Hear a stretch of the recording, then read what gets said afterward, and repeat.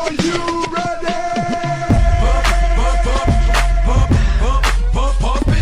Teman pemilih, jumpa lagi dalam acara Ngode, Ngobrol Demokrasi KPU Kota Pasuruan. Nah, kali ini episode ini spesial karena kami mengundang secara khusus partner kerja kami, yaitu Bawaslu Kota Pasuruan. Saat ini hadir bersama saya Ibu Vita Sucirahayu sebagai Ketua Bawaslu Kota Pasuruan. Sehat Bu Vita? Alhamdulillah sehat. Alhamdulillah, puji Tuhan. Nah, ini ada yang beda ya. Bawaslu selalu setia dengan seragamnya ya. Kita ini harus, saya sebagai host seragamnya harus berbeda. Oh, iya. Biar kelihatan kayak di televisi itu Bu Vita. Baik Bu Vita, berkaitan dengan selesainya tahapan, apa kegiatan atau kesibukan Bawaslu secara umum saat ini? Monggo, cerita aja, santai aja, nanti kalau haus bisa minum. Ini minuman khusus ini. Terima kasih Bu Niken, kesempatannya bisa hadir di acara Ngode ya. Biasanya ini saya juga ngikutin acaranya KPU nih, Ngode. Kayaknya hanya KPU Kota Pasuruan yang punya istilah Ngode. Wah, ini hasil dari Hasil kreasi teman-teman. hasil semedi. Boleh, Dapat boleh. kata-kata Ngode ini impor dari Batak, dari Jakarta, macam-macam. Impor dari Gen Z juga. Ya, betul, karena Iya, banyak iya. Gen Z-nya. Iya, jadi selama ini kalau kita sebut sebagai masa ini adalah masa non tahapan ya Bu Niken ya. Masa Mungkin non-tahapan. banyak orang nih, Bawaslu, KPU itu ngapain, Nah, kan betul. mesti seperti itu ya. Heeh. Padahal PR kita kalau bicara demokrasi, pendidikan politik Mm-mm. itu kan banyak ya. Dan Banyak jalan sekali. terus ya. No, jalan Oke. terus. PR kita itu banyak loh, kalau nggak dievaluasi jelas ya. Ya, Penguatan jelas itu. kelembagaan kita, Heeh. apalagi kita kalau KPU ini kan lebih awal nih daripada Bawaslu. Menjadi lembaga Ya, tetap betul. ya. Bawaslu ini kan Adiknya. kita juga masih baru gitu kan, perlu penataan kelembagaan yang lebih baik untuk menunjukkan eksistensi kita dan bisa memberikan pengawasan yang bisa dipercaya oleh publik gitu ya. Betul.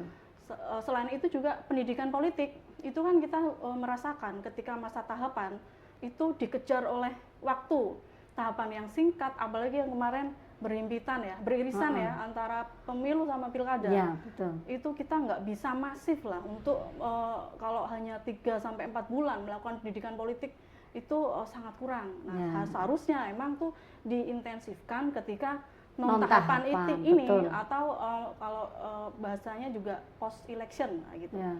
Nah, saat ini kalau di Bawaslu seluruh Indonesia juga sedang melakukan penguatan kelembagaan. Di Jatim nih kita juga melakukan penguatan kelembagaan, ada 8 tema juga. Kebetulan Pasuruan ini termasuk Korwil Pasuruan Malang Raya. Kita kebagian tema pengolahan data. Nah, itu yang harus kita selesaikan selama 10 minggu. 10 minggu. Ini sebagai pilot project. Tapi ada teman-teman kabupaten kota lain yang menjadi titik pilot projectnya. Kenapa? Karena supaya mudah disupervisi lebih mendalam lah oleh provinsi, karena banyak nih kan kabupaten kotanya Jatim ini kan banyak. Jadi 38. Jadi yang untuk pilot projectnya memang itu di kabupaten sama kota Malang. Nah, tapi kita juga harus Pasuruan melakukan hal yang gabung sama. dengan Malang. Ya, gabung, tapi kita juga melakukan indikator keberhasilan Sendiri. juga sama target itu dalam 10 minggu ini apa yang kita lakukan. Termasuk nanti semua kabupaten kota juga ada paket meeting dengan Komisi 2. Nah, di situ juga kita akan sampaikan hasil dari evaluasi dan penguatan kelembagaan khususnya di tema masing-masing. Kalau kita di tema pengolahan data nih, gitu. Karena pengolahan data ini dari beberapa tema itu, saya kira ini juga sangat penting dan ini juga tidak mudah. Karena ternyata kalau mungkin beberapa item penguatan kelembagaan yang lain, misalnya pengarsipan, kemudian eksistensi eksistensi seperti MOU dengan dengan mitra gitu ya, dengan stakeholder. Terus kemudian juga ada literasi demokrasi, itu juga ada PR ini juga nih, karena kan untuk memperkuat itu seperti apa ya? Iya. Actionnya di Bawaslu Kota itu apa yang sudah dilakukan sejak mungkin ada koordinasi dengan Bawaslu Provinsi, kemudian apa yang sudah dilakukan Bu Vita untuk hal-hal tadi, pendidikan politik, sudah melakukan apa dan yang lain-lain tadi? Jadi kalau pendidikan politik nih sebenarnya itu masuk di literasi demokrasi dan di manajemen eksistensi Bawaslu.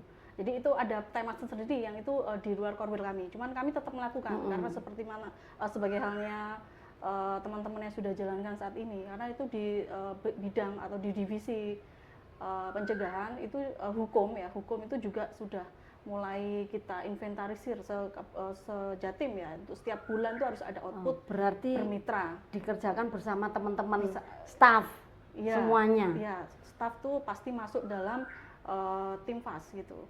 Nah kemudian untuk pengolahan data sendiri apa yang dilakukan? Kita seperti membuat laporan penelitian, Bu Niken. Kenapa kita buat seperti itu, dan saya memang agak seriuskan gitu, karena supaya hasilnya bagus. Kalau kita hanya laporan biasa itu kita sudah kemarin, tapi kalau ini laporan penelitian itu kita ada emang ini kan outputnya nanti kan rekomendasi pengolahan data yang baik untuk pemilu pilkada itu sebenarnya seperti apa sih.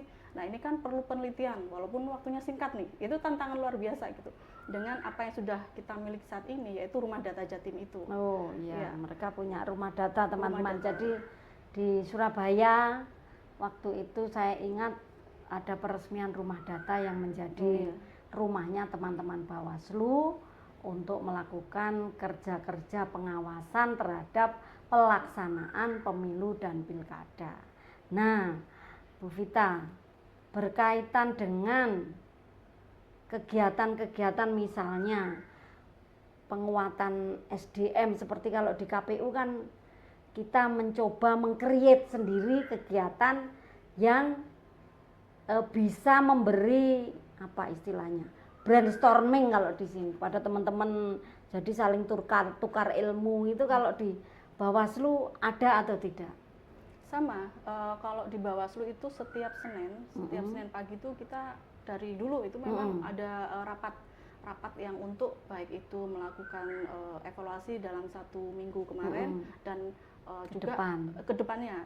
Kalau hari Rabu kan pleno, nanti diputuskan di pleno masalah-masalah yang ketemu dari Senin itu dibawa ke pleno gitu. Tapi kalau terkait 8 item kelembagaan ini boleh saya sebut nggak? Ini banyak soalnya. Boleh. Disebut judulnya saja boleh lah. Nah, disebut judulnya. Yang pertama itu penguatan kinerja kelembagaan, kemudian manajemen kinerja kelembagaan. Kemudian yang ketiga pengolahan data nih, yang core kami. Kemudian yang keempat ini PPID dan JDIH. Kemudian yang kelima ini eksistensi kelembagaan. Kemudian yang keenam itu literasi demokrasi. Kemudian yang ketujuh ini kearsipan, digitalisasi arsip dan manajemen birokrasi. Nah, kemudian yang kedelapan ini manajemen kinerjanya. Kalau tadi penguatan kinerjanya, ini manajemennya gitu. Kayak logbook gitu. Jadi kita juga nanti tiap staff ini kan banyak ya, non tahapan ini ngapain. Nah, itu ada logbooknya gitu, kayak note gitu ya, note hariannya apa, mingguannya apa, kemudian bulanan tuh hasilnya apa. Itu salah satunya, tapi memang bukan di core kami, cuman itu tetap kita bagi PIC-nya untuk melakukan ke arah sana. Tapi karena nanti setelah pasca 10 minggu itu semua bakal merasakan untuk disupervisi. Jadi semua tema hasilnya ketemu apa yang sudah dikerjakan maksimal atau tidak akan ketemu 10 minggu itu. Baik, Bu Vita, ini mungkin masukan untuk KPU yang pasti kita akan menuju ke tahapan berikutnya. Nah, boleh mungkin menjadi masukan buat kami hal-hal yang perlu diperhatikan, karena KPU itu kan nanti menjadi teknis penyelenggara dalam baik pemilu ataupun pilkada. Kami pasti akan merencanakan, kemudian rekrutmen badan ad hoc. Mungkin ada hal-hal yang bisa disampaikan kepada kami sehingga nanti kalau itu tiba, kami sudah memiliki dasar dan bisa dilaksanakan dengan baik. Ya, kalau bicara langkah ke depan itu kan memang berdasarkan evaluasi yang kemarin ya Bu Niken ya, waktu pemilu maupun pilkada.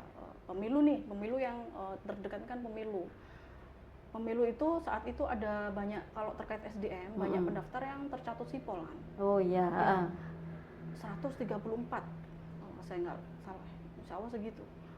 Dan itu banyak juga yang merasa tercatut, tapi ada juga yang pengurus parpol walaupun di tingkat kecamatan, PAC, kecamatan ya, iya. Nah ini yang juga saat ini kegiatan Bawaslu juga kan, ini juga KPU ya, ada pembaruan itu ya. Ini sipol berkelanjutan ya, pengawasan parpol, data parpol berkelanjutan itu juga kita sampaikan kalau ketemu dengan parpol. Ini loh catutannya itu segini banyaknya, jadi nanti harusnya diperbaiki. Kenapa orang harus dicatut? Ini kan hak orang untuk mendaftar menjadi ad hoc, menjadi CPNS itu kan dia akan menjadi korban juga gitu Pak. Walaupun kita sebagai penyelenggara ya pasti wah jangan-jangan emang beneran, itu kan harus kita telusuri. Akhirnya kan kita sarper nih waktu itu, kita sarper akhirnya turun, kalau nggak salah hanya 34 tuh masuk, cuman atas klarifikasi, dia sudah diklarifikasi memang dia tercatut gitu. Dan ada surat pernyataan bahwa dia memang tidak tercatut. Nah itu mungkin kedepannya kalau dari segi aspek netralitas ya mungkin itu bisa lah kita mungkin sambil sama KPU ini kita upayakan ke parpol Bu, supaya parpol ini benar untuk melakukan pendataan anggotanya gitu. Jangan asal mencatut orang gitu, apalagi yang kadang juga parpol yang pengurusnya nggak ada di sini itu kan menyulitkan gitu untuk kebetulan gitu. Di KPU ada pemutakhiran parpol ya Mas, data-data parpol itu termasuk pengurus, termasuk juga yang sipol itu sudah dimutakhirkan dan teman-teman ada yang khusus ngurusi itu. Baik, Bu Vita, ada lagi Bu, apa itu terkait SDM ya, selain netralitas tadi juga penguatan SDM-nya. Di Bawaslu juga merasa 1 bulan tuh masih kurang ya untuk kontraknya PTPS itu yang 1 bulan itu dia direkrut kemudian diberi bintek kan hanya beberapa kali. Bahkan teman-teman juga di tingkat kecamatan itu bintek sendiri melakukan bintek yang non budgeter juga kan, teman-teman kita juga Bawaslu juga supervisi dan lain-lain. Itu untuk mengoptimalkan penguatan SDM itu seharusnya memang minimal 2 bulan lah gitu untuk karena apa ya? Karena kalau melihat di Indonesia ini kan masyarakatnya banyak gitu loh. Pemilihnya banyak dan beragam, padat kan gitu ya. Terus tingkat SDM nah, itu kan juga PR, harusnya itu jangan sebulan lah, 2 bulan lah untuk kita beri penguatan SDM veteriner. Kalau itu nanti menjadi masukan untuk pihak-pihak terkait yang punya wewenang untuk menentukan berapa bulan. Baik, teman pemilih, demikian tadi obrolan singkat dengan Ibu Vita Sucirahayu dari Bawaslu. Kebetulan beliau memang Ketua Bawaslu Kota Pasuruan. Terima kasih. Jangan lupa tetap memberikan komen yang bijak dan boleh request siapa yang harus kami datangkan sebagai narasumber dalam episode berikutnya. Demikian episode Ngode Ngobrol Demokrasi KPU Kota Pasuruan bersama Ketua Bawaslu Kota Pasuruan Ibu Vita Sucirahayu. Terima kasih.